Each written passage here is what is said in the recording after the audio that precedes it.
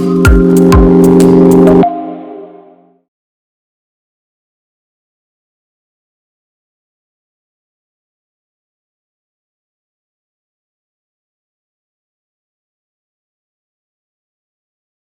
we think about the topic of reinventing the business model, so there's a couple of ways that we could have approached this topic. And you probably have read a lot, and you read probably on a daily basis about how business models are challenged, how they're changing, how we need to rethink things. And you've probably seen a lot of examples and little cases here and there on innovative business models. And so we could have done, what we could have done is basically, be the professor and come up with, 2 hours of cases and tell you, these are great companies and all of that.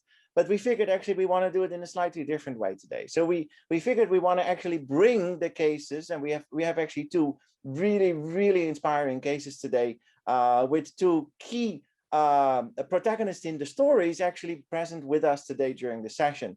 So thanks again, Nicholas and Ilaria, to be here with us for this session. Now, having said that, great. I see more and more people joining here. Just to reiterate, please, if possible, video on.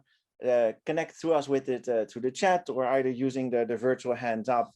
So reinventing the business model. So for us, because we want to have an angle and a lens that connects also to you, to HR, to developing capabilities, developing leaders. So we figured we do this in 2 steps.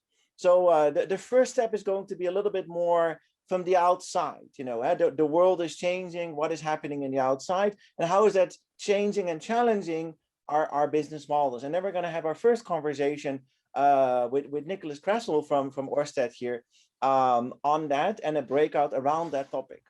Then after that, we're going to proceed and we're going to go a little bit closer to, well, to capabilities, to actually leaders and to people, when we connect the topic of, what are the kinds of competencies that we need to develop. And then we will continue the conversation. Katerina will lead that conversation with Ilaria Gregotti, who will then help us to walk through some of the ideas that we've had and then end up with a discussion.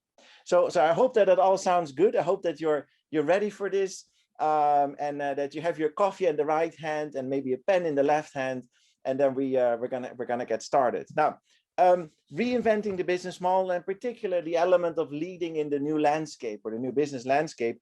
I probably should start with the very, very first question. A question to you is how confident are you, if you now, maybe a year and a half into this crisis, how confident are we about our organization's capability to thrive in that future that is hopefully coming really, really soon after the crisis? So let's do just a little bit of a feeling of where we are. I just launched a poll. I'd love to hear your opinion. We are of course anonymous, so feel free to share the reality with us. And let's see. And I see already a lot of people voting here. Fantastic. So we are almost at 70%. So let's take another 5 seconds. 5, 4, 3, 2, and 1. So look at this. Yeah, this is very encouraging. I hope you can see now the results on your screens.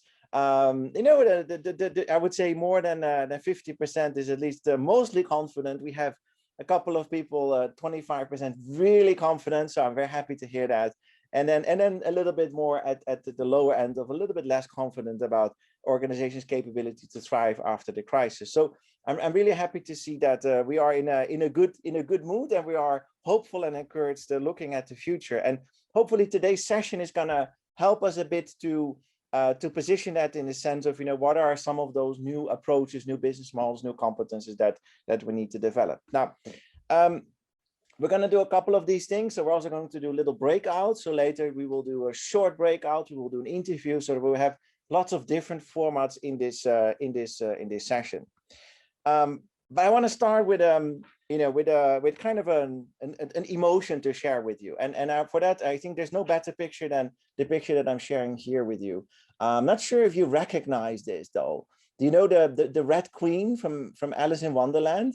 And there's this thing called the Red Queen's race, which basically describes kind of the feeling that I have almost on a day-to-day basis, running in the same spot. So while you keep running and you're not moving, and actually this is a story of Alice on this fantastic world of the Red Queen, where she is standing on a chessboard and she keeps running, and she's not moving from, let's say, d4 to e5. She just keeps running, and she asks the Red Queen, why I'm running and I'm not moving.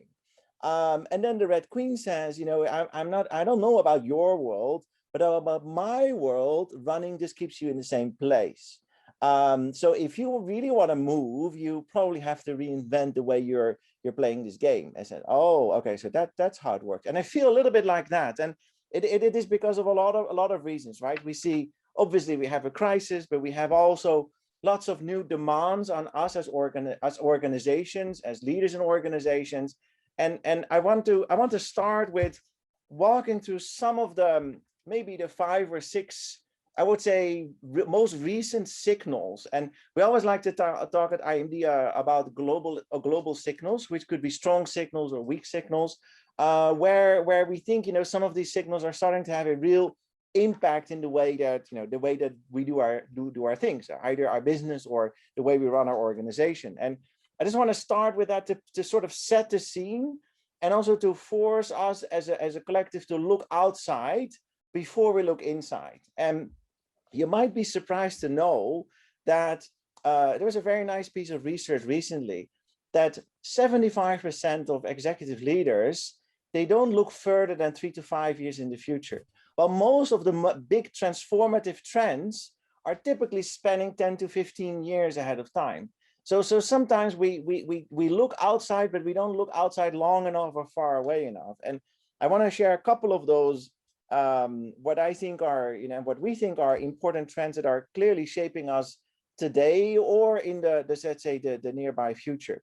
And hopefully none of this comes as a surprise. So I think the one to start with is, the whole total societal increase of social awareness in any way, shape, or form. I think if anything, the last years, and especially the last year, have shown us is the question of, what is our role, what is our company's role in the way, how do our organizations organize ourselves to take better care of all the stakeholders and all everyone involved in how we organize, how we do business. And I think that has been always a weak signal for many years.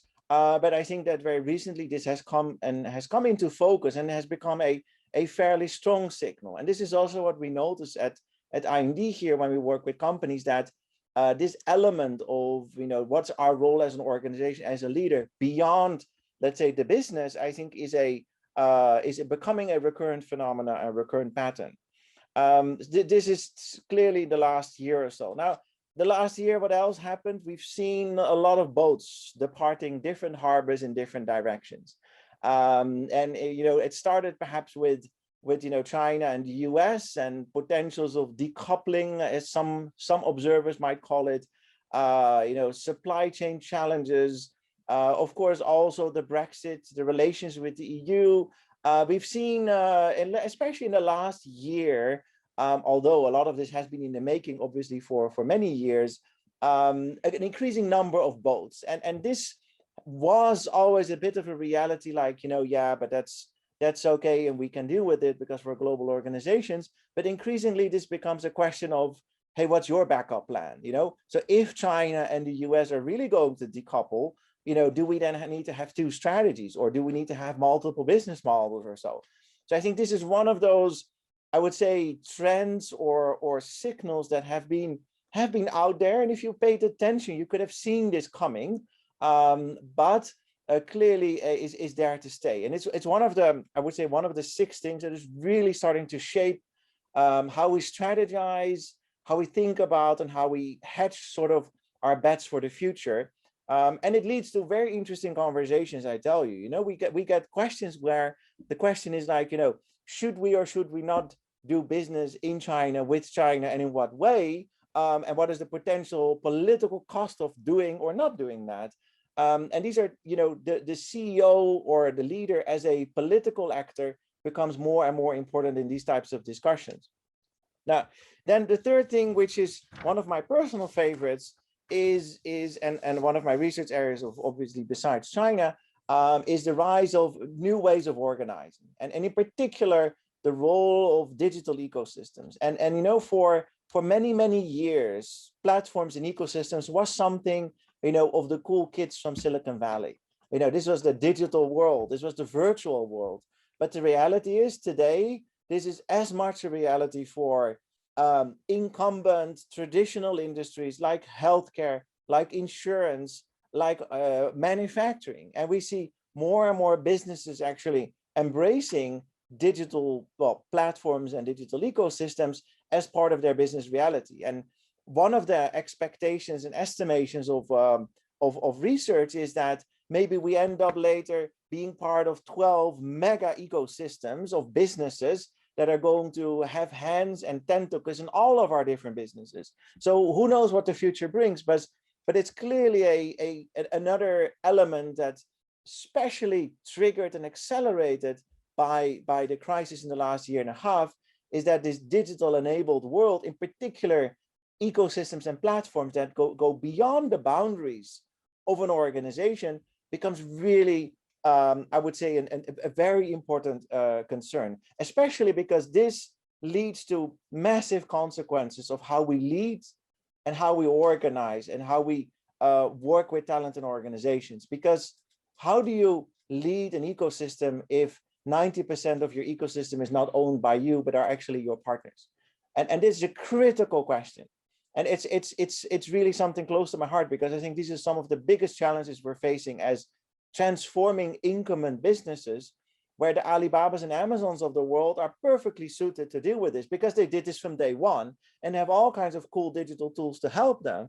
But when we work with transforming incumbents, the question really becomes, how do I build a strategy if the implementation of my strategy depends on a set of partners that are not part of my business? How do I lead, or how do I build a culture if a big part of my business is facilitated by external third parties rather than controlled by myself? So I think that world of ecosystems is I think increasingly important to pay attention to, but it's also in a very positive way, because this leads to lots of potential also to solve bigger problems, as we're going to talk about a bit later, together rather than alone.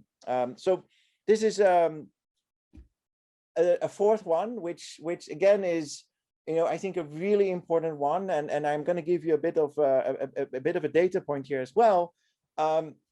We have to realize that the 21st century is going to be probably, I wouldn't say dominated, but strongly influenced by economic growth development, but also new ways of organizing, different business practices, different values and value systems coming from Asia. And it's no secret that that 95% of new value created in the middle class is going to be created in Asia.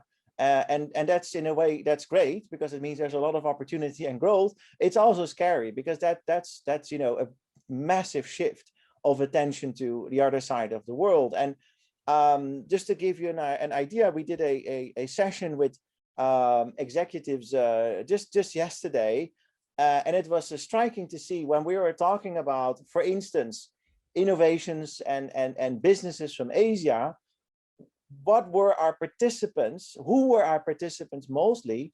In fact, most of our participants interested in Asian business and innovation were from Asia, not from Europe or the US, which was really scary, because it means that there's limited awareness that what's happening in Asia, and this is not only China, mind you, this is also companies like Gojek and Grab and Sea and all of these fantastic companies from India like Jio and Reliance, that are massively influencing and bringing different ways, different values, different cultures to organizations that we can, I think, increasingly less ignore. Now, the fifth one, I think, which is one that's coming into focus in probably the last months, and particularly since December last year and the summer last year, is an increasing awareness of governments that a lot of big technology companies, the ones that are, doing so well and growing and have benefited from, digital technologies and growth and all of that, and bringing great products to our consumers, have had a fairly unbridled growth for a very, very long time. And I think there is now also a realization, both in the East and the West, both in the US and China as the main players, that there is, need for thinking about how to control this beast that is big technology and digital. And I think that's also going to open up opportunities for companies that are not digital native. It's also going to limit certain opportunities, of course, in developing new different digital business models. So the time of, if it's digital, it flows and it flies, I think we're going to see a little bit of a different time starting, including in that other part of the world, which is Asia. Now, last but certainly not least, and probably one of the most important elements, if not, and this is, I think, is a very, very positive trend, is, I think, a strong realization of, how can we do what we do in a more sustainable way. And then, there's words being used like green reset. I think that's a very big word. I think Europe has tried to be quite explicit in trying to explore how can we, build back the world better after this particular crisis. We have seen also a little bit of an uptake again in other parts of the world. We've seen similar developments in China. So for one, I'm actually quite positive about, I would say, an accelerated attention towards actually sustainable growth and sustainable development. And I think there's a real opportunity and a moment now to take that really serious. And I think those were some of the, let's say, I wouldn't say they're trends, I think they're signals that I think are pretty important, because what they're doing is they're actually, at the very least, significantly challenge our assumptions on the way we do business, the types of skills and competences we need. Now, that's, I think, all fine. And I think you'd probably recognize some of these. I would urge you to look at these kinds of trends, because although they seem to be a bit far, this is macro outside of the organization, but ultimately these are going to be the ones that are going to challenge the assumptions of your business. And it's probably really good to be aware of that earlier rather than later. And the famous story of a Nokia who was working with in smartphone business with the iPhone. I remember at one stage, the boss sent a burning platform email to his company, we need to change, but that was already 5 years too late. So I think there's really a need to look at those signals. Some of them are stronger, some of them are weaker, and I think that brings me to actually our guest, because if there's one company and one set of leadership and leaders that have been really pioneering and being early in recognizing at least part of these trends, in particular when it comes to, becoming a company that is embracing renewable energy sustainability to the core of the business, then it's Ørsted. And I'm super happy that Nicholas is joined here. Nicholas, I think you're on here, right? I am indeed. Hopefully you can see me now when I speak. Yes, we can see you perfectly. Fantastic. Clear. Good. So we'll welcome Nick to be here with us, and I do a quick introduction, and then what I'd like to do is I would like to have a couple of questions to you, and perhaps our audience also will have thoughts and questions to share, and please do that also in the chat, and then we will pick up on those. I have just 2 or 3 main questions to start with, and then we can tackle from there. I would want to emphasize that for those of you who do not know Ørsted, Nicholas is going to tell you a little bit about that, but it is actually one of the most transformative companies. And if you believe Harvard Business Review, it was even on the list of one of the most transformative companies that knows how to make sustainability profitable. I think that was the quote, actually. So I'm super happy to have you here. I also know that this was a whole journey for, I think, almost a decade. So I would maybe we should start with that, Nicholas. Maybe we should start. Tell a little bit about yourself, a little bit about Ørsted, and then we dive right into it. Absolutely. So just a very quick introduction of myself. So I lead our global talent organization at Ørsted. It's a role that was created a couple of years ago as we realize as an organization that we're really on this very fast globalization journey. And to make that happen, we need to be powered by talent, and we need to be really deliberate about the way that we identify, develop, deploy diverse, best-in-class talent around the world. And so I was the lucky guy who got that job. In terms of our transformation as an organization, I'm going to spend a few minutes on this because it's a fascinating story, and also I will share afterwards a link to a white paper that we published just a few weeks ago that actually tells this story in a bit more detail. So it also can include some of the lessons learned from it as well. But at a very high level, we can trace our roots all the way back to 1972, which is a great vintage. It's the year I was born, and then a few Danish utility companies merged.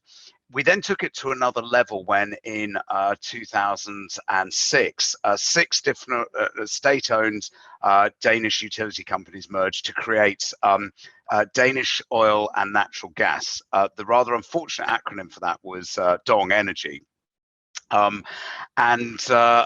This company was then setting forth to be a sort of major player in the oil and gas market.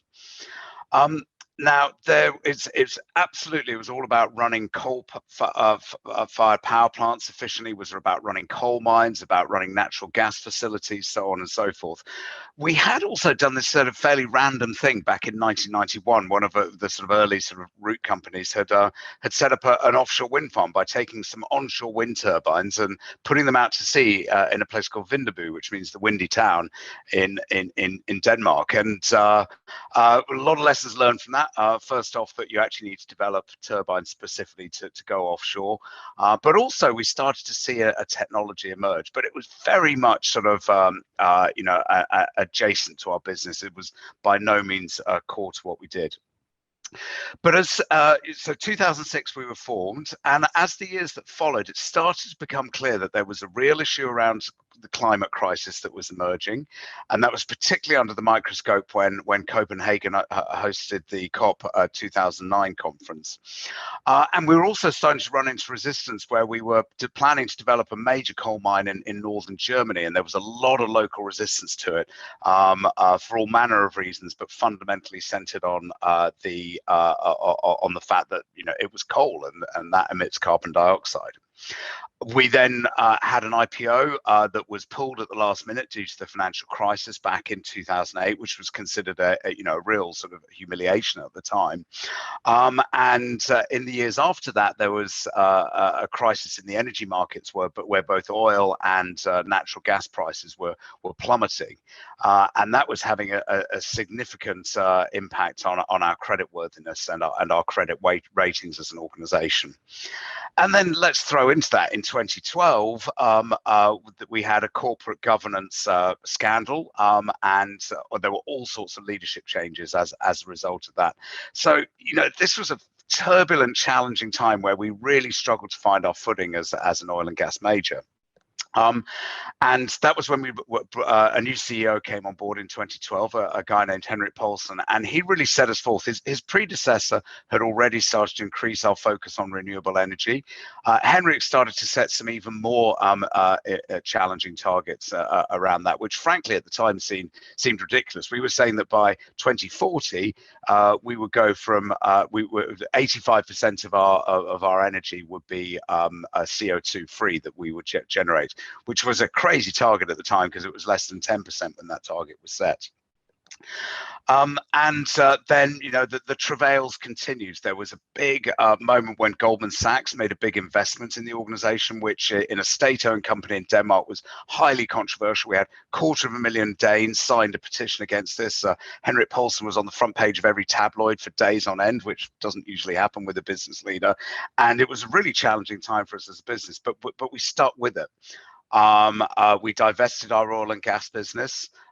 We had an IPO, which meant that Goldman Sachs made a healthy profit, but so did the people of Denmark as well. And Ørsted plays a significant role in paying down the Danish national debt.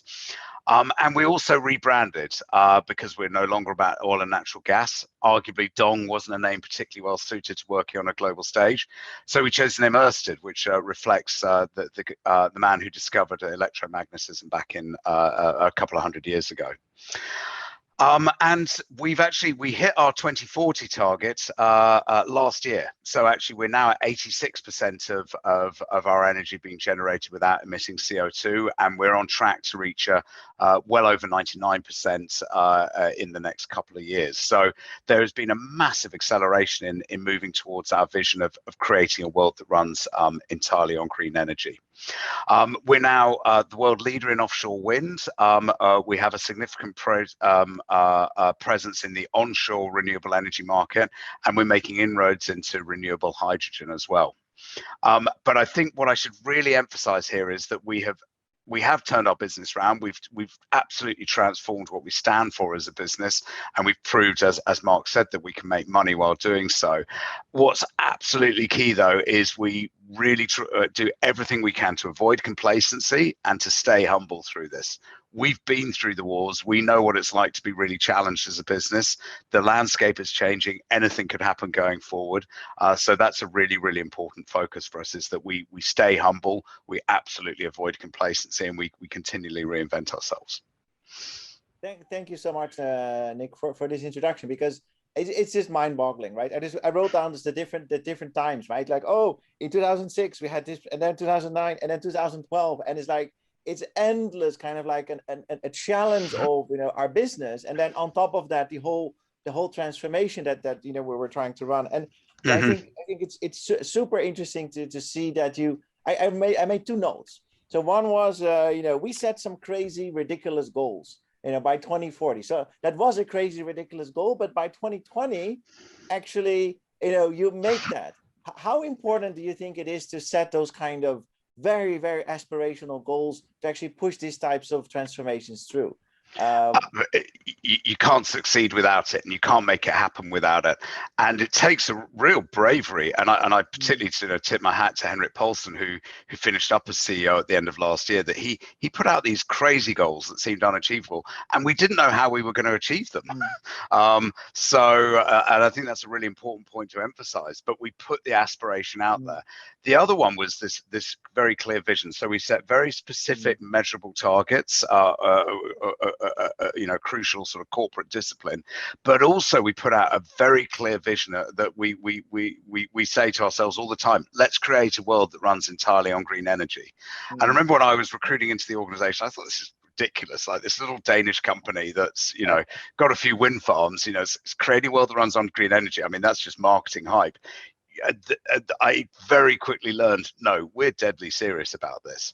And when it's one of the things that I think is incredibly exciting. It's pretty intense as well, is that we also acknowledge that that is not an easy task. That means we have really difficult problems that we go into work to solve day in, day out, as we're figuring out how we can play our part in doing that. This is super interesting, Nick, and especially words like stay humble. Have a very big goal, but stay humble.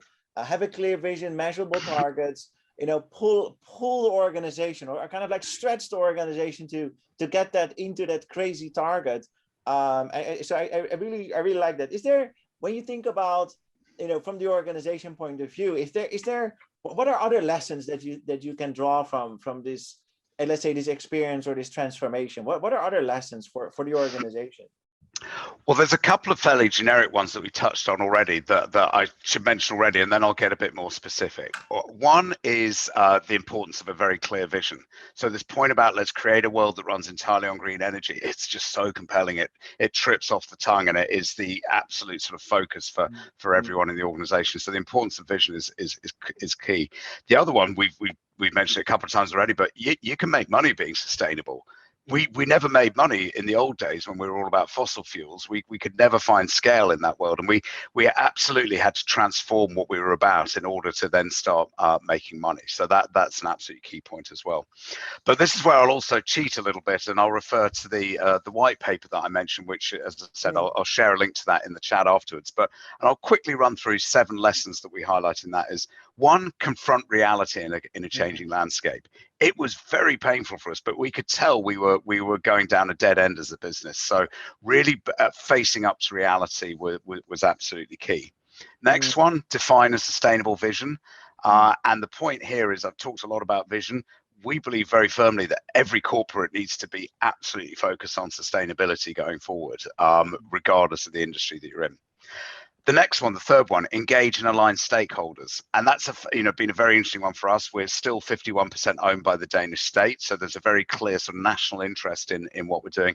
But there are many, many other stakeholders that we interact with, whether they are national governments where we're developing renewable energy installations and so on, or indeed people in our supply chain and so on. And being really careful about managing those stakeholders is key. Next one, mobilize behind the vision is so important. You need to put your money where your mouth is, basically, and your resources where your vision is. And that in itself is not easy when you're moving away from legacy businesses. Think about driving tangible action. You must be showing how you're making progress on this. And then a really important point about expect exponential change. And it's a bit of a roller coaster. This is very intense for us all to live through. And as I mentioned before, it's deeply energizing and exciting and meaningful. It's very, very intense as well. And as I say, we constantly remind ourselves that this change and that the challenge of that is part of what we set out to do. And the other one, absolutely crucial, go the distance. Again, I'll bring this back. I'm personalizing this maybe a bit too much, perhaps, but I really look to Henrik Poulsen, our previous CEO, as just incredibly focused on the end goal. And I remember him talking once in a town hall about the experience being on the front pages of the tabloids and the criticism he was getting from all parts of Danish society for what he was doing. And he really had to believe in what he was doing and stay the course. And so I think there's a point there about expecting those knockbacks and being ready for them and persevering through those is incredibly important. Super helpful. Thanks, Nick. And maybe this connects to one of the questions in the chat here from Andy. Because I think the CEO is one leader, and the leader in transformation. But do you think there's other, when you look at other leaders inside your organization, any specific leadership traits or behaviors that you think that enabled you and the organization to get through this, in fact, very quickly, right? I mean the reality is that this transformation is massive, but it is actually fairly quickly. Yeah, well, I smile because as a talent guy, you would hope I'd have a good answer to that one, and we do a lot of work around that, being very deliberate about what are the characteristics we expect in everyone, and for our leaders to be role models in. And we've identified 9 different characteristics. I won't walk you through them all now, but we see them all as being equal and interwoven, and it's incredibly important that we see all of them in as much as possible across our talents. But the lead one, having said that they're all equal, there's one that is first among equals, and that's about being ambitious. And not ambitious for yourself, it's about ambitious for the impact we can have as an organization. I'll come back to this point that we're a 6,000 person company with turnover of about 6 billion euros. We're small fry, yet we have this ambition to create a world that runs entirely on green energy. So I think that point about ambition and aspiration is absolutely key. A couple of other things I'll call out as being especially important. One is about perseverance. I talked about that a bit already. As an organization, we need to persevere, and as individuals, we need to persevere as well. And we need people who can stay the course. And we balance that out with the fact we need leaders who are deeply caring.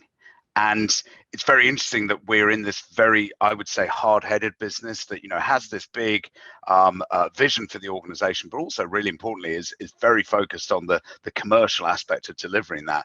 But we know that we must care for our people and look after our people so that we can stay the course. So that at the same time as we're persevering and pushing hard to deliver the goods in the right way, we're also making sure that we're caring through that as well. Very interesting. It connects to a question I see here that Julie is asking, connecting to keeping the organization engaged throughout, right? Which is part of the question of, how do we keep, how do we care for our people besides only going after this very, very ambitious goal? And which could, of course, be interpreted as a highly competitive environment. We are very, very ambitious in getting to that. So could you share a bit on that engagement, keeping that kind of engagement in the organization, the whole organization, or maybe is it not the whole organization? Is it part of the organization? So leaders are key here, and when I say leaders, we could also say people managers. So I think it's anybody who has responsibility for leading people at sort of a range of levels is so important here. And so we unsurprisingly, as with many organizations, really focus a lot on helping our leaders understand what is expected of them, how they can manage their teams and their talent really effectively, and make sure that they can align their people with the work that matters most.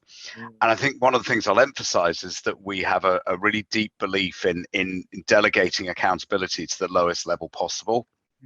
And so often that does sit with the individual manager and their teams to do things as they see fit. So I think that piece about sort of pushing it low into the organization via the manager is key. And another one, I'll come back to it. I've mentioned it several times already, but this vision of creating a world that runs on green energy and having a strong visual identity for that and finding ways to remind our people of that, both broadly of the vision and also really importantly of the steps that we're taking to make that happen is really, really important as well. It is super interesting. So I'm sure there's going to be lots of more questions, but we wanted to keep the high pace. I have one last question for you.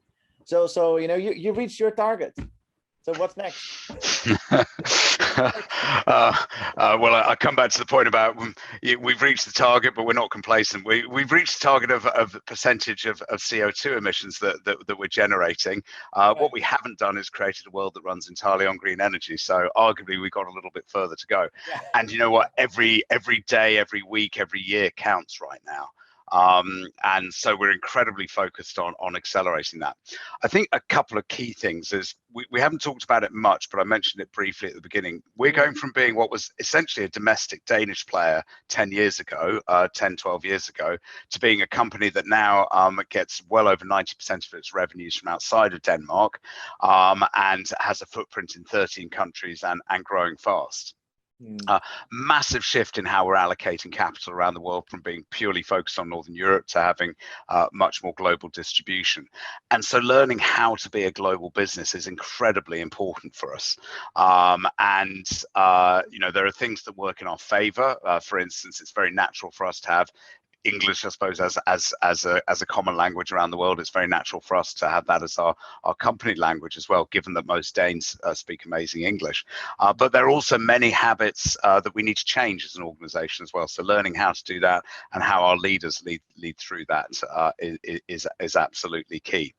The other one, I think, is just figuring out how do we manage the competitive landscape around us, because we had an early mover advantage. We took a big placed a big bet about moving into renewable energy long before other companies really got serious about it.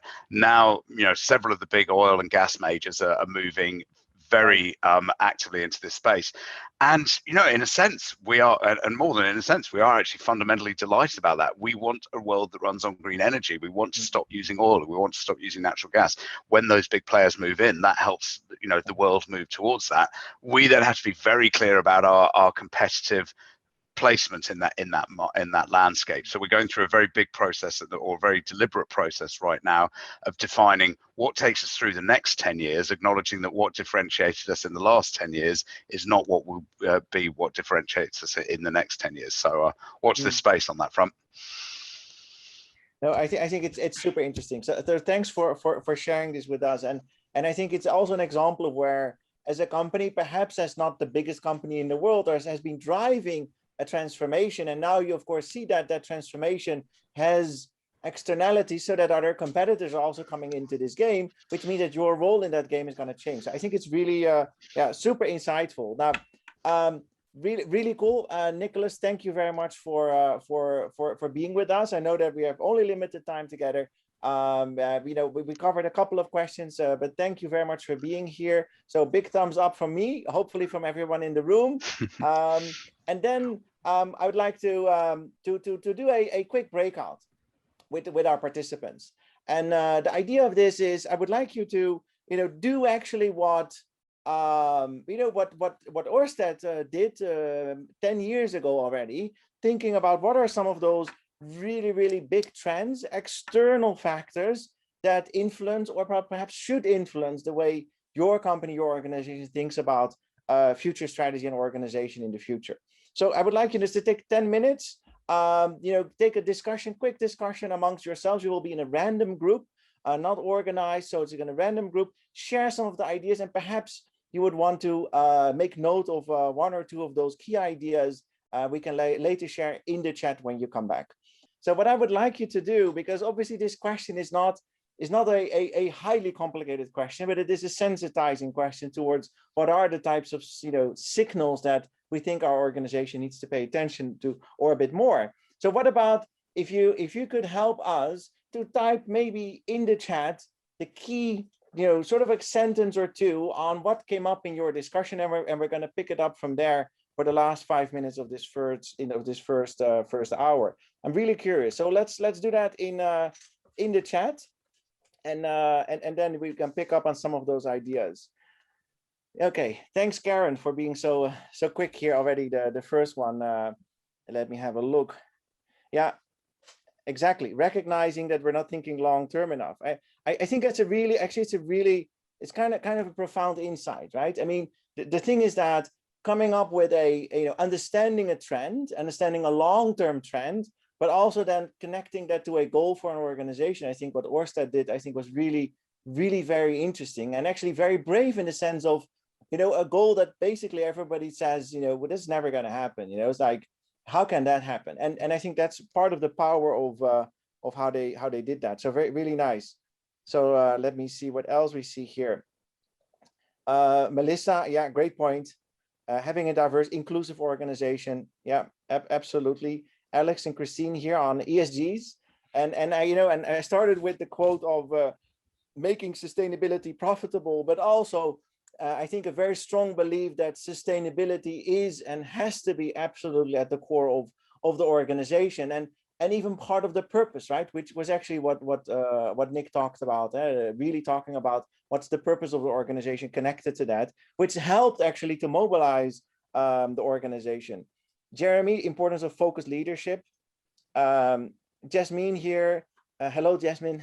New trends and impact on talent and profiles. Exactly.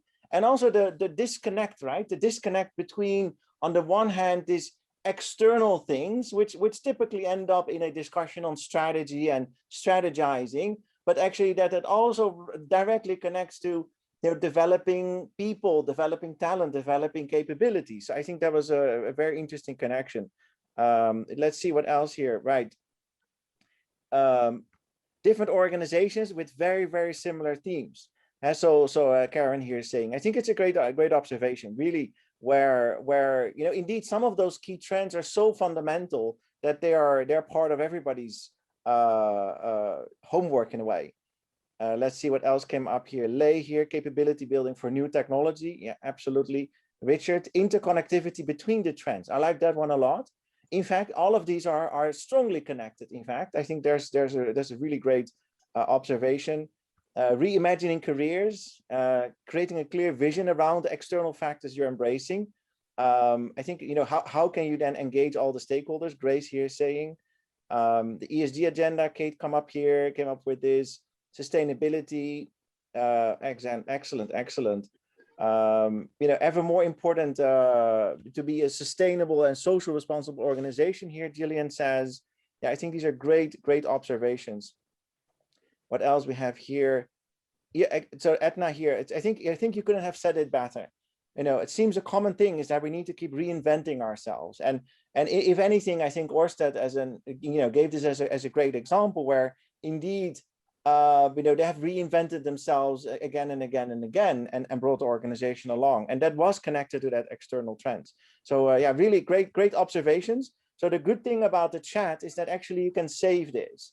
So actually it is almost like an external memory for us. So I would encourage you to copy paste this from the chat. We will certainly also save your insights on this and share with you. So thanks for that. This hopefully gives a nicely rounded up story on why it matters to look at what's happening in the outside world, a very tangible case on what it means for an organization, and the example of Ørsted and their development. And hopefully this also triggered you to think about actually how those external factors and these big trends are going to have new demands and requirements on not only on our business model, but also on the capabilities that we are required to have to enable those business models. So thank you very much for this. And as Melissa said, we will obviously include this also in the notes. Then I think now it is time to connect this even further towards you and your organization. So hopefully by the end of this next hour, we're actually really getting very, very close to your reality.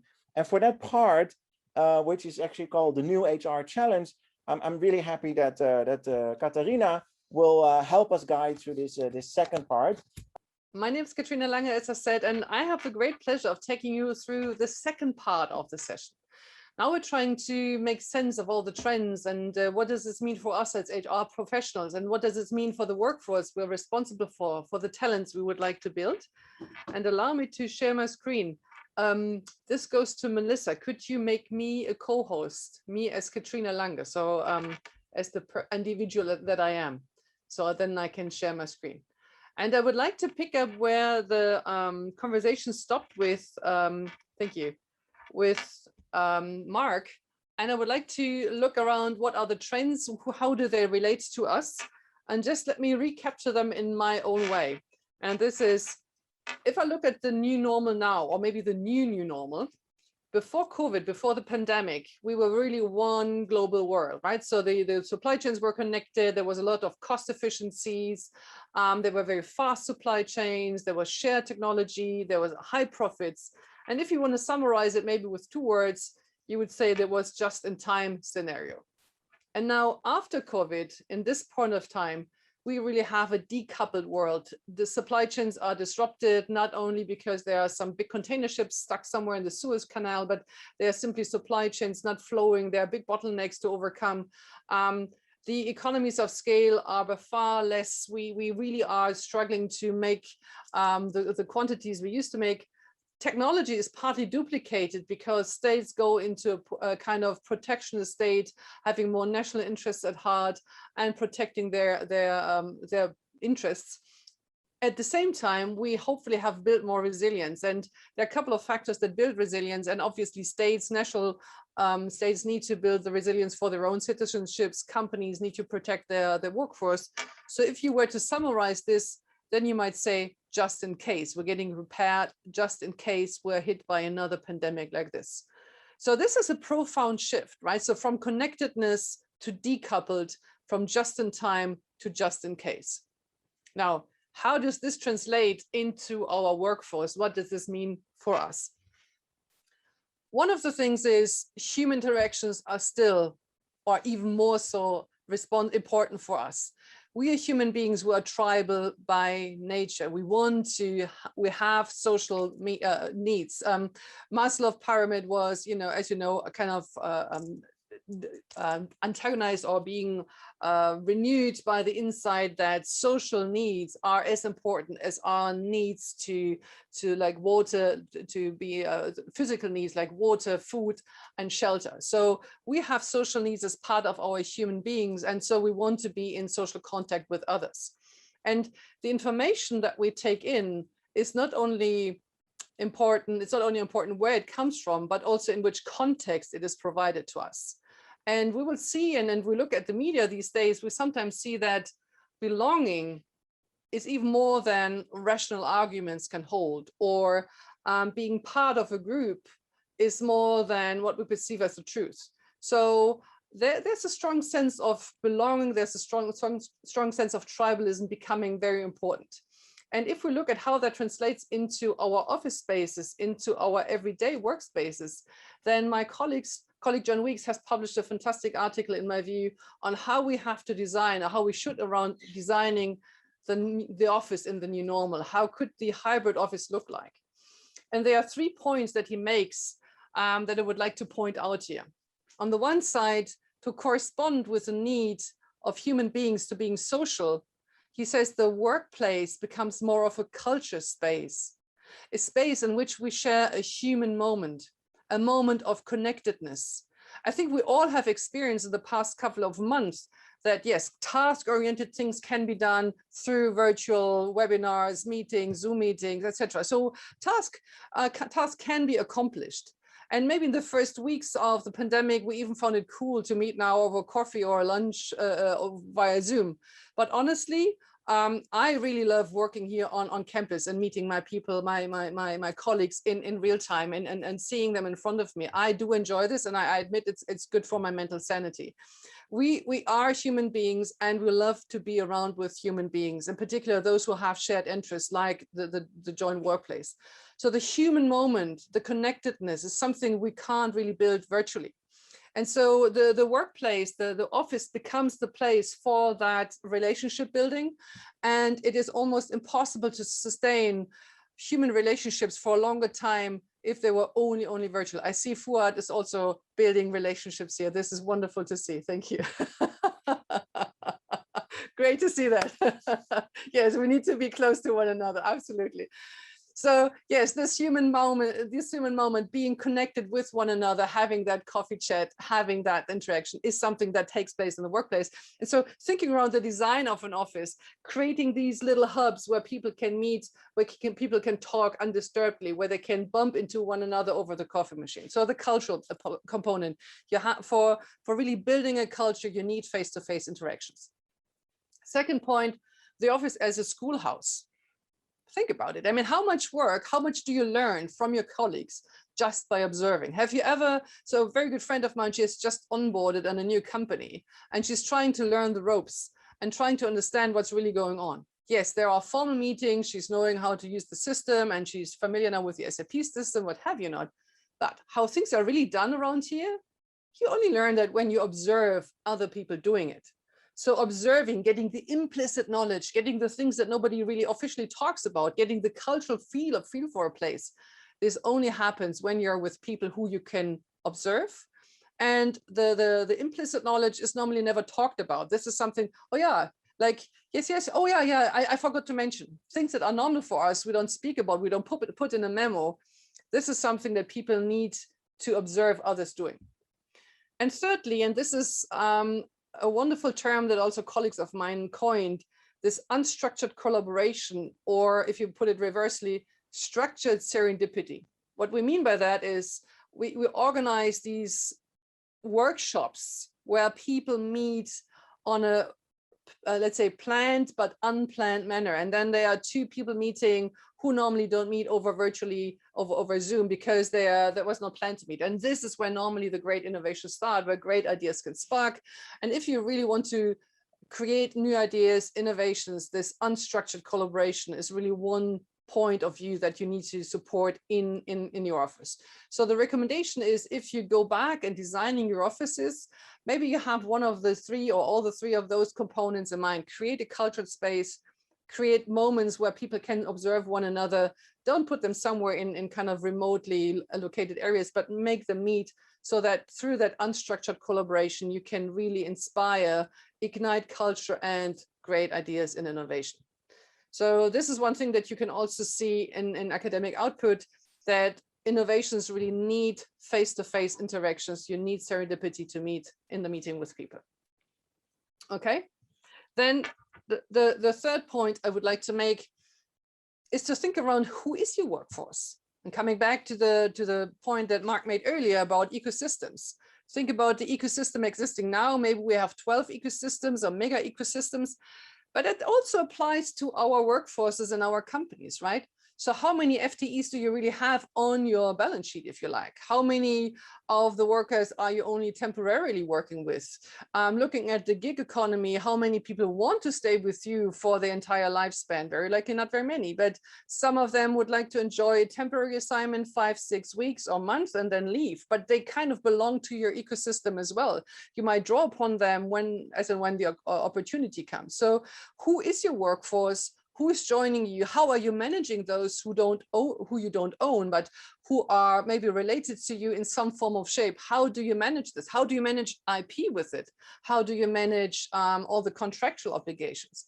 This is something to think around. And how do you manage these ecosystems in your workforce? And one picture that always, I must admit, frightens me a little bit. I mean, if you look at Amazon, 20% of their workforce, if I calculated correctly, are already robots.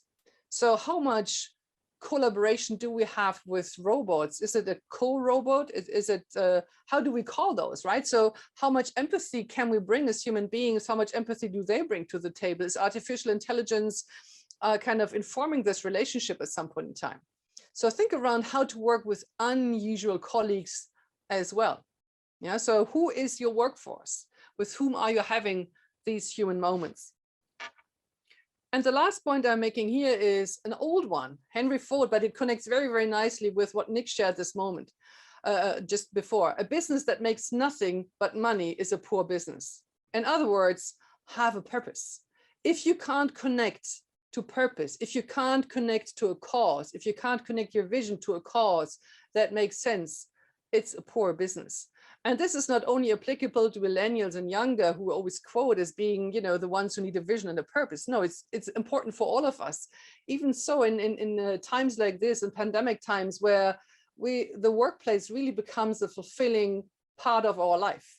So this is something that really is something to think about. And if I can quote Nick again, really, what is your clear vision? Stay humble. And humbleness is one of the key, I would say, leadership traits. I would love to speak a little bit more. We know that humble leaders are more effective than charismatic ones. We know that humble leaders have the attitude of learning, not learning from the team members, but also learning from their customers better than the narcissistic ones have.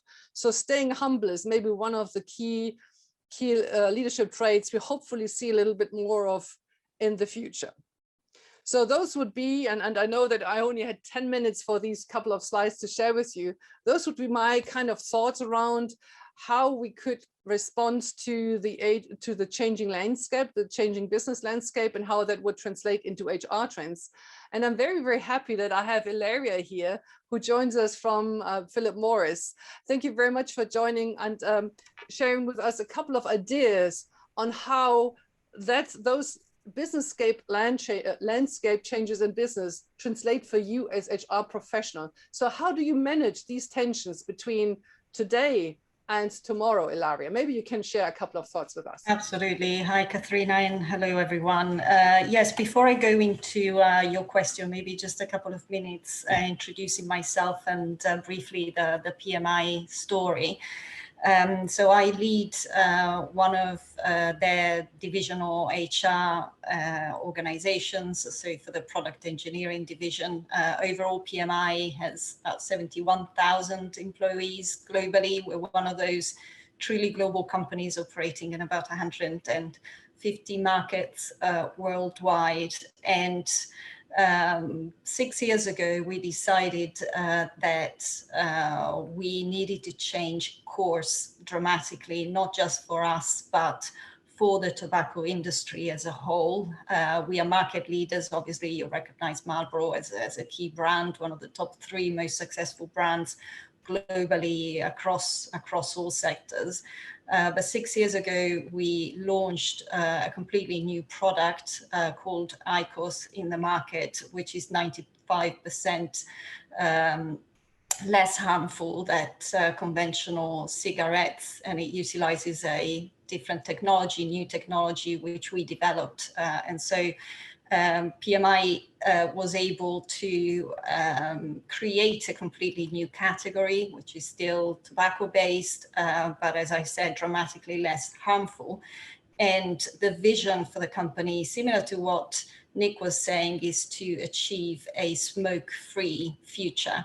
So our aim is to convert all the smokers that are out there in the world. Sadly, there are still 1.1 billion people in the world who smoke conventional cigarettes. And our ambition is for those smokers who do not want to stop, all together than to provide them with better choices and more information. So very much a purpose-led transformation, which started with the launch of our new product in Japan and in Italy in 2015, and has allowed us to achieve a $6 billion business within the business, with about 21 million users converted to these reduced risk products. So I say this not clearly as a as a promotion, but more to give a sense of the scale of the transformation and scale of the challenge. We've gone from 150 years of a very successful, very profitable business, very simple business as well. The product was very clear. Yes, there was a bit of maybe innovation needed on the packaging and the colors, or what to put here and there. But broadly speaking, it was just a machine that ran, to finding ourselves in a situation where everything needs to transform. Every part of the business needs to change. We need to innovate. We need to do that faster. We need to build new capabilities. With that comes completely new leadership behaviors. We're now able to distribute directly to consumers, so a whole new retail infrastructure that just did not exist before, because we were purely a B2B company. And all of this in the context of an organization that decided to self-disrupt and self-transform, cannibalize our own products, by doing this together as one company of 70,000 people. So in some cases, some organization may decide to maybe try it out first on the side as a separate division, and then change things in the broader organization. And this was not the PMI way. The PMI decided to go as one company. So in terms of the old and the new, and how do you reconcile the what's made a company extremely successful, because to be market leader for so long clearly was a very successful paradigm, to actually completely transforming this, self-disrupting whilst staying at the top with the new category. We had for the first time to start recruiting from outside at senior level, as well as at more junior level. This was very new to the organization. Normally it's very much built careers within the company, almost job for life as a concept. And that's for some time probably created a bit of an us and them, or old and new, old timers, newcomers type of dichotomy in the business. I think what we're working on very strongly now is making the traits that have made PMI what it is today, the boldness, the innovation, the drive for action, the let's go do, which are things that we need to keep, but making them very explicit also to our new joiners, whilst at the same time being very firm on our case for change and what needs to be transformed. This can create tensions and in some cases some disengagement perhaps in some parts of the population, but broadly speaking, that's, I feel like, the journey that we're very focused on doing, is going as one company and really maintaining what we need to keep, whilst at the same time driving those new traits and behaviors. This is incredibly fascinating. I mean, with all the turbulence going around you, you also have your own transformation to go through that turbulence. So it's the maximum crisis, I believe, or the maximum case for change, right? So the question I would have now, just to delve on this, and being a leadership prof, forgive me if I go into asking for the skills that you're looking into your new profiles, in particular the leadership skills that you're looking for when building that new organization.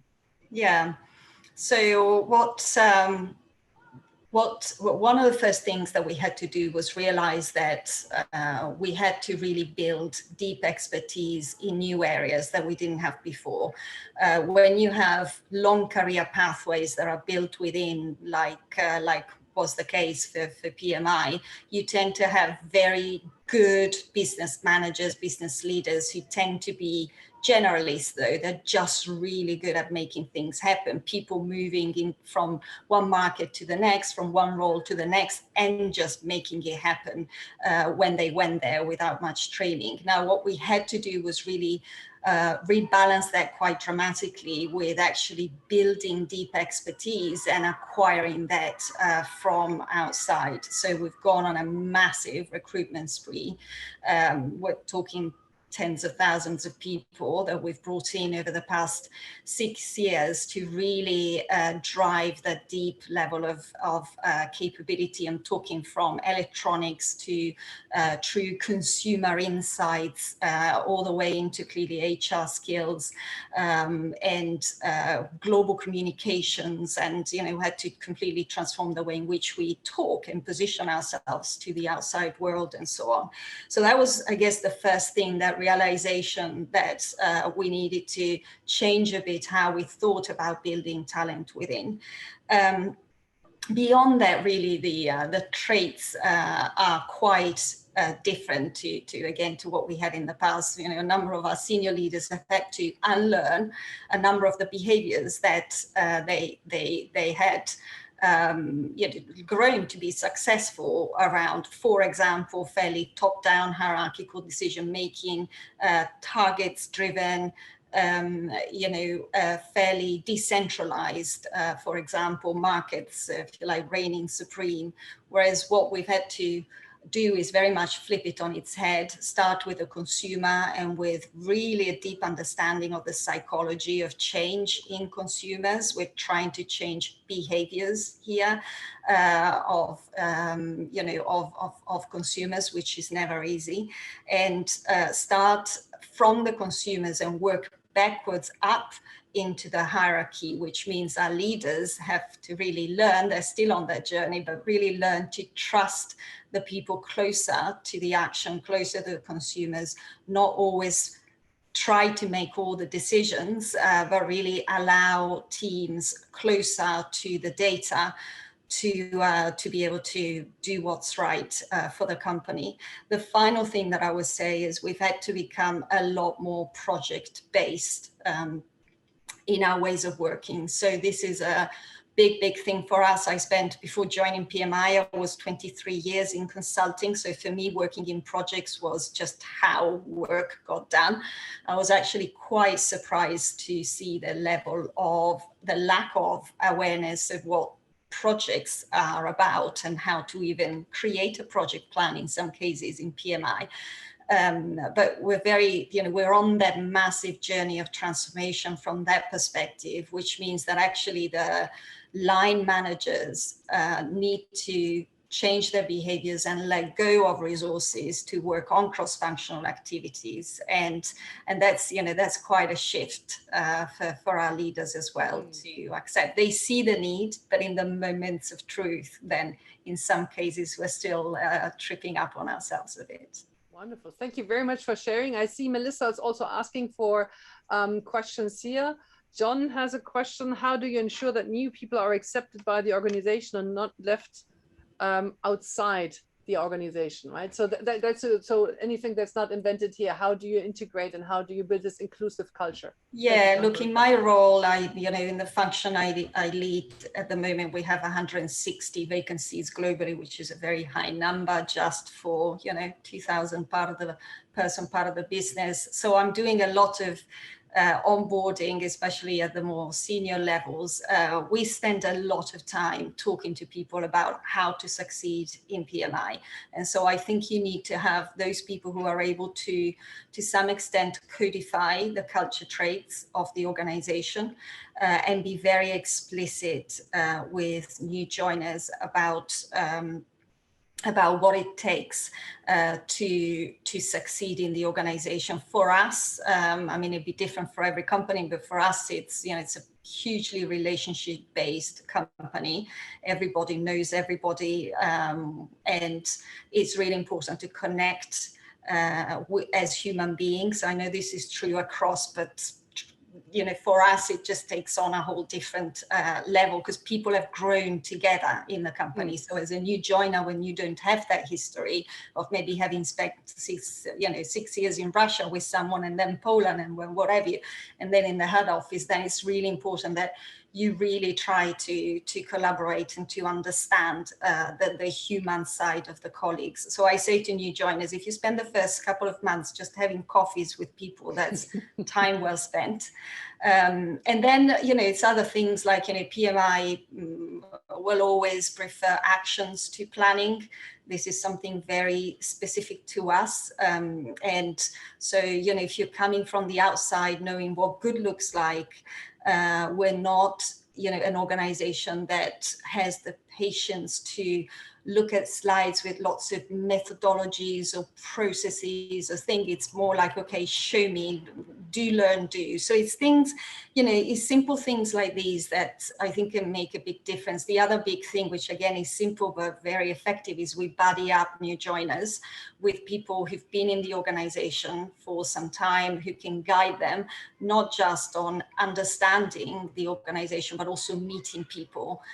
So very much, you know, helping them build those internal networks, which are critical. And having humility. You know, we say to people, there aren't that many companies that, you know, did what we did, and in 6 years have built a $6 billion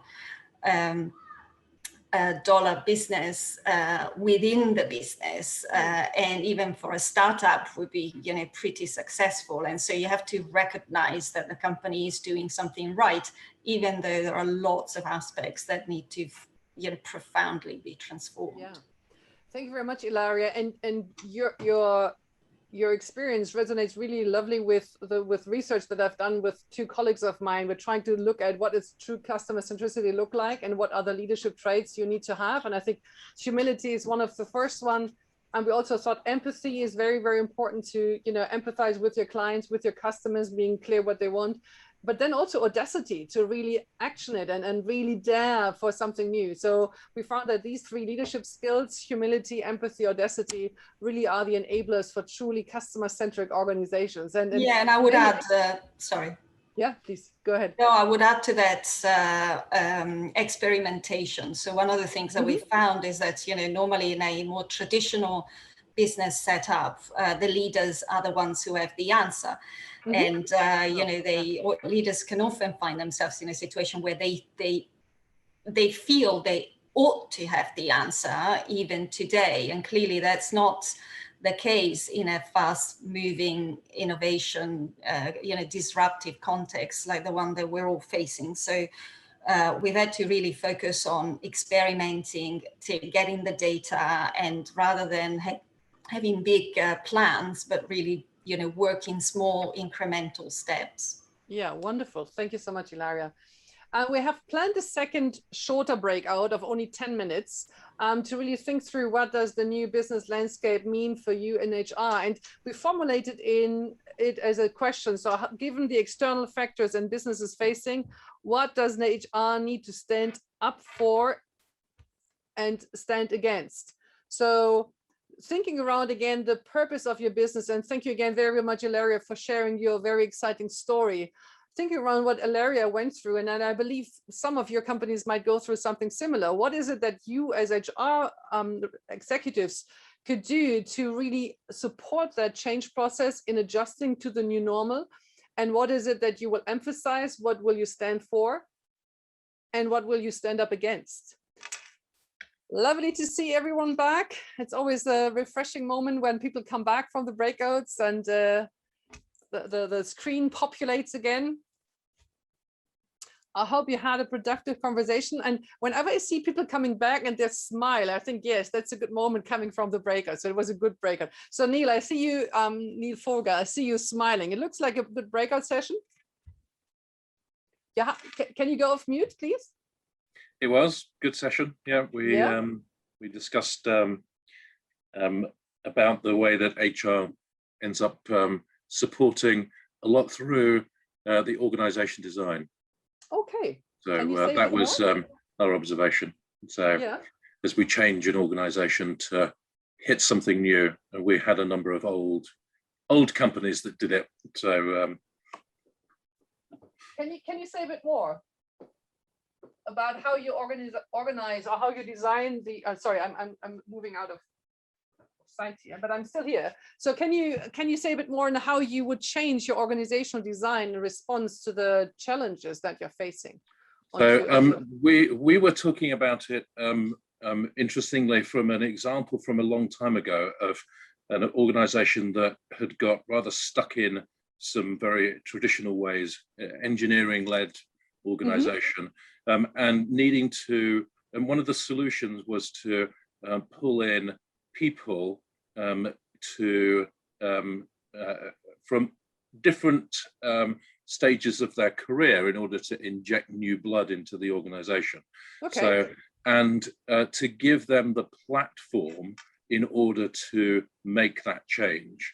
And a more up-to-date example was bringing somebody in who was going to do the digital transformation of the organization, and making sure that you gave them a platform in which to do that, knowing that that treads across multiple existing organizational parts of the organization. So putting in the org design in order to make sure that you support that change. And we talked about, you know, hiring evangelists in that space. So okay. I think broadly that was what we covered. Anybody else in the team want us? Did I miss anything?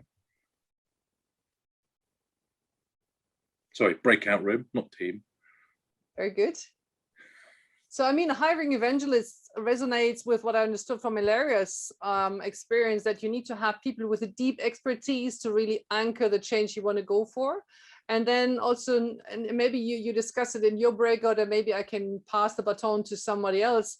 How did you make sure that these evangelists that you hire from the outside are not rejected as antibodies, but they are really, you know, feel at home and really help you to nurture and support that platform? Was it discussed as well, or maybe in other breakouts?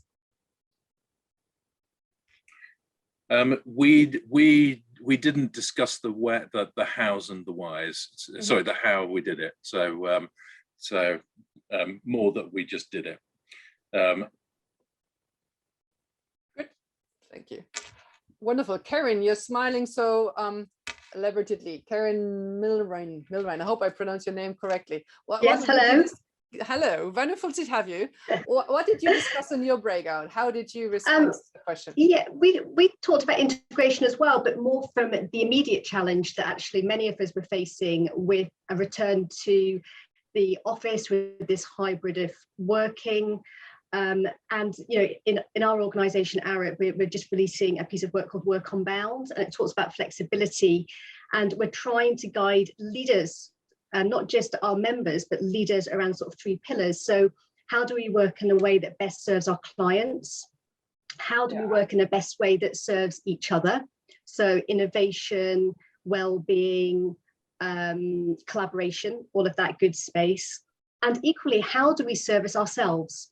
So then how do we get that balance that we have, you know, benefited from to a degree over the past sort of 12 months? And it's interesting, the different responses we get to that, dependent on location and role, and some of the challenges of sitting in a global organization where you've got needs of clients, but people now want to be wherever they want to be at different times of the year. So I think it's a real challenge. So we ended up having a good debate in that space. Yeah, is there any good war story that you can share? I mean, I can imagine people having worked from home for 12, 30 months. Sorry, but now, do they want to come back to the office, or do they want to stay where they are? Do you let them meet every Monday and Friday in the office? What are the practical, you know, tangible things that you can get out of these conversations? Yeah, and I think personally in our organisation, we've got a mixture. We've got individuals that are really craving a balance. So that this couple of days in the office, and then yes, let me have that flexibility and let me engage with clients. We have equally got some members that would say, don't let me live where I want to live, and I'll work remotely. So it's really interesting, and it's how do you get the balance across teams? How are you still there for your clients, and how do you get the balance across teams, which I think is a really good challenge for us all. Oh, wow. Yes, absolutely. Across teams. Okay. Wonderful. Thank you very much for sharing. I see Jasmine is also on online at Swiss Re. How do you do this? I saw. Or what did you discuss in your breakout? Did you discuss any of these issues around the office, or did you have other themes that were keeping you busy? Yeah, in a way, maybe we looked at it more at a meta level, and we discussed two HR priorities. One, to foster a sense of belonging. We had the example from Bacardi where they replaced the IMD efforts into the terminology of creating a sense of belonging. And I guess that is very relevant when we're talking about hybrid working models, hybrid meetings, how to make sure that people who prefer to work from home still have the same networking and career development opportunities. Oh, yeah. And the second topic, and there I was talking about the Swiss Re story, where our purpose is to make the world more resilient. That personal resilience is a key theme. How to also make people sustainable in this very complex, challenging environment. We appointed recently a head of personal resilience, and it's been really nice to see how this topic really got some energy from grassroots movements, but also from the top leadership commitments. So yeah, sense of belonging and resilience as HR priorities. Wonderful. Thank you so much, Jasmine, for sharing. Wonderful to hear.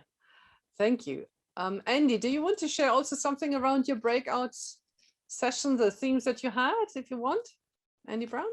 We've already talked, Neil had spoken a little bit about what we covered. The other piece we were talking about in terms of what HR have to sort of stand up for and against is kind of embedding and enforcing the right behaviours for this new world. So a good example we used was in a media company we're working with, where they've got a kind of older traditional business and a new streaming business starting to form, where they've had to really demark what the behaviours are for the future there. So it's both for how they create that new business, but also how that new business now operates in the kind of post-COVID world. So they've been working hybrid. They were working hybrid before COVID, but now much more so. And that's meant quite a lot of changes in leadership behaviours, management behaviours, in terms of what is kind of looks like good now and what looks like poorer behaviour. So I think HR has played a really strong role in that particular organisation in enforcing that. Yeah, thank you very much. And I see the comment also from Karen, linked to the sense of belonging and how to avoid the risk of burnout. One thing that I realized in teaching leadership was very much that what Goleman described as affiliative leadership style, which is high on empathy and high on listening and really building the bonds with, this is really leadership style that works really well in this post-pandemic world. And I believe the risk of burnout is even more associated if you have, for example, a lot of pace setting in your organization as a preference leadership style. So I think there's a lot of situational intelligence requested from leaders to really adjust accordingly. The behaviors is one thing, but behaviors is something you observe in others, and you as a leader, you kind of ignite that, or you kind of support, or you hinder that behavior, right? So how do you are a role model? And a company, for example, that I work with now very intensely, they have a nice email, how you say it, bottom or in their signature. They say, I'm sending this email to you because it's convenient to send it at the time I'm sending it. That does not mean I ask you to respond immediately, right? So just giving the other person the choice, the recipient the choice to answer, just to avoid this burnout. I thought these little meaningful things we can do for others to create this or avoiding burnout. Yeah, it's incredibly important. So maybe one last comment. I see Julie is saying in a so deep transformation, the most damaging is the lack of consistency between the purpose and behaviors we cascade. Can you say a little bit more, Julie? That sounds very interesting. Yes. In fact, I think in a so deep transformation as the one described by PMI, you really need your top leaders to embody, to be a role model in the organization. So to include the newcomers, because you need a critical mass to make the change. You need external people, external blood to help you transform. But if on the field every day you see a disconnect between what is cascaded in terms of purpose, values, behaviors, expected behaviors, and the behavior of your own people manager or leader, there is in addition to this, I think there is a risk of burnout, because burnout is linked to the lack of energy. So if in a day-to-day basis you see inconsistency, you see bad behaviors, excused by high results, for instance, because this is sometimes a kind of schizophrenic discussion you have with the CEO. We need to make a leader understand it doesn't demonstrate the good behavior, but in addition to this, the guy is delivering high results. So you have a problem, and you did as HR to stand for that in front of the CEO, to say it's not at all costs. You need to really be a role model to sustain the transformation. Yes, as HR, we are stewardships for our workforce, right? So we want to work with people and don't do things to them, right? So we represent their best interest. Absolutely. That reminds me of a conversation that I had with a colleague of mine about the situation. I mean, we're all now the Kubler-Ross cycle in some form of shape, right? So if you normally have the strong activation at the beginning, then the depression, somehow the model through. And I think so last year we've all been activated a little bit. We thought, okay, this is kind of, okay, pandemic, it's not nice, but it's kind of created some energy. Then there came maybe the drip in the lockdown and the depression that this is, okay, this is going to stay. And then somehow we kind of had some mental and experimentations to muddle through. Now this is the second time round. We've been locked down the second time, some of us even for the third time.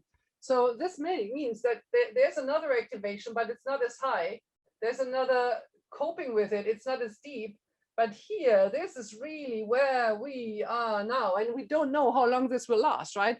This pandemic can go on until 2024 or maybe until this October, we don't know. And this ambiguity is really incredibly hard to bear.